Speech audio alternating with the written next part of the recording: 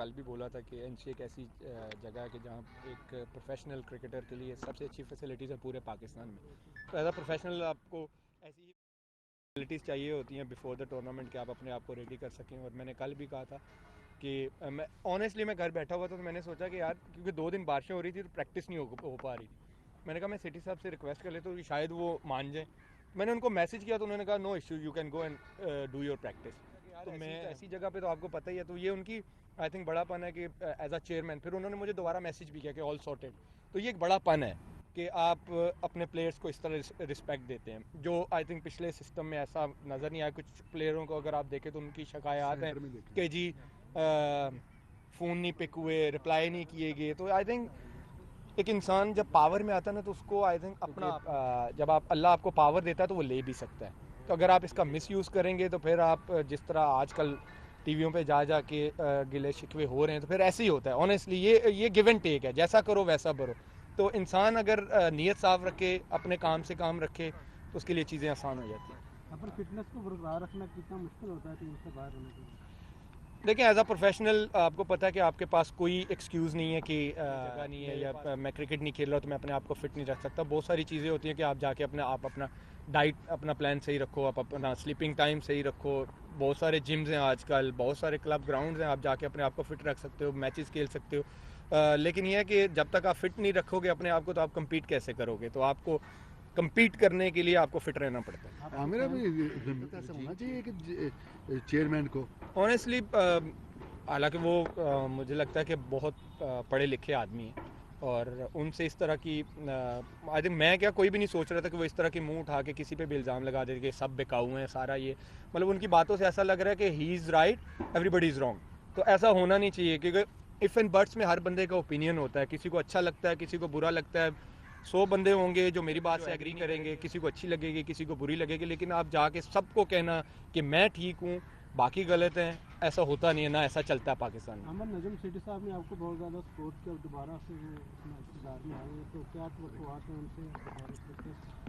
देखिए मैंने पहले भी मैं आपको कह रहा हूँ कि मेरा फोकस जो है बीपीएल है, फिर पीएसएल है कि जब मेरे पास परफॉर्मेंस होगी, मेरे पास फिटनेस होगी तो मैं किसी के पास जाके बात कर सकता हूँ। बगैर परफॉर्मेंस के या बगैर क्रिकेट के मैं किसी को बोलूँ कि हाँ मैं अवेलेबल हूँ, मुझे खिलाओ, ऐसा होता नहीं। पीएसएल ख़त्म नहीं होता, मैं अपने आप को देखता नहीं कि मैंने हाँ परफॉर्मेंस दी है तो फिर ही बात बन सकती है। अदरवाइज़ तो बगैर परफॉर्मेंस के या बगैर क्रिकेट खेले हुए तो मैं नहीं कह सकता कि मैं अवेलेबल हूँ। वैसे 2023 के टारगेट क्या है, क्या गोल्स हैं, आप क्या अचीव करना चाहते हो? 2023 के देखिए सवाल किया आपने, टिपिकल मीडिया वाला सवाल किया है।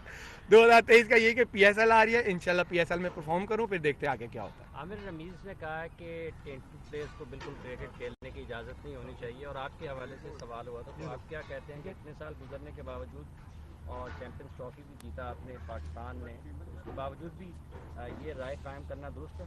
देखिए मैंने आपको पहले बोला कि हर बंदे का अपना ओपिनियन है, किसी को अच्छा लगेगा, किसी को बुरा लगेगा, ये उनकी सोच है। उनको लगता है कि किसी को माफ़ी मिलनी ही नहीं चाहिए, ये उनकी अपनी सोच है।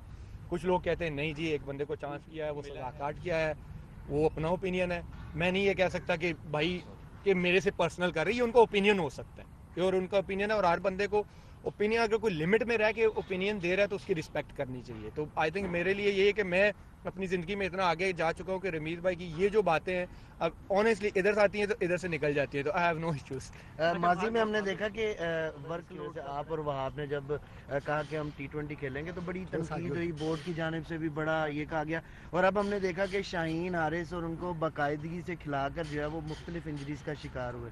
क्या आपको लगता है ये इस तरह करना बनता था साबिक मैनेजमेंट का? बिल्कुल नहीं, तीनों जो प्राइम फास्ट बॉलर्स थे वो बेचारे इस टाइम इंजर्ड बैठे हुए हैं। और मैं आई थिंक यूसुफ भाई यहाँ पे खड़े हैं, यूसुफ भाई को मैंने इंटरव्यू भी दिया था कि जब तक आप रोटेशन पॉलिसी नहीं लाएंगे, आप मेरी बात आज नहीं कल नहीं साल बाद आपको याद आएगी। फास्ट बॉलर यार वो भी इंसान है, वो मशीन नहीं है, वो इंजर्ड हो सकता है। आप इसकी प्राइम एग्जांपल देख लें, आज हम सारे मार्क वुड को बड़ा अप्रिशिएट कर रहे हैं, यार क्या बॉलिंग कर रहा है, इंजरी के बाद आया। लेकिन आप देखें कि उन्होंने उसको हैंडल कैसे किया है। उसको एक मैच खिलाते थे, एक रेस्ट दे देते थे, एक खिलाते थे, एक रेस्ट दे देते थे। आपके जब प्राइम फास्ट बॉलर होते हैं शाहीन हारिस ने देखना चाहिए था कि इनको कैसे यूज़ करना है, और उन्होंने ये उनको अच्छा लगे बुरा लगे इन तीनों को उन्होंने मिस यूज़ किया।